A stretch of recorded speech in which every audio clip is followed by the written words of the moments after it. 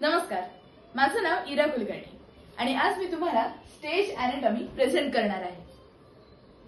स्टेजला 3 भागात डिव्हाइड केलेलं असतं, राईट, सेंटर आणि लेफ्ट। स्टेजला फर्दर 3 भागात डिव्हाइड केलेलं असतं, ते 9 भाग होतात।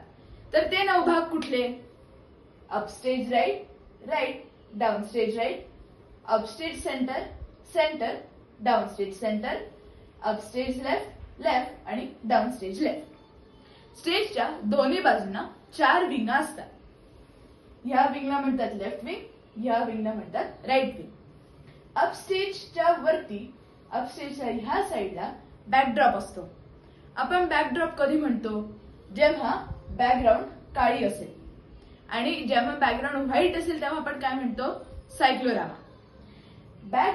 बॅकग्राऊंडच्या पण मागे ग्रीन रूम्स असतात। ते आयदर मागे स्टेजच्या मागे असू शकतात, स्टेजच्या बाजूला असू शकतात किंवा खाली असू शकतात। डाउन स्टेजला एक लाईन असते, त्याला म्हणतात लाईट लाईन। लाईट लाईन म्हणजे जिकडे लाईटचा बार संपतो। जर आपण त्या लाईट लाईनच्या पुढे एक पाऊल टाकलं तर आपल्या चेहऱ्यावर पूर्ण अंधार येतो।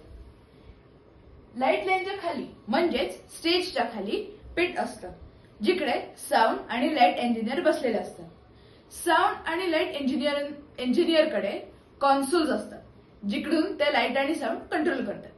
पिटच्या मागे असतं ऑडिटोरियम, जिकडे ऑडियन्स बसलेले असतात। धन्यवाद।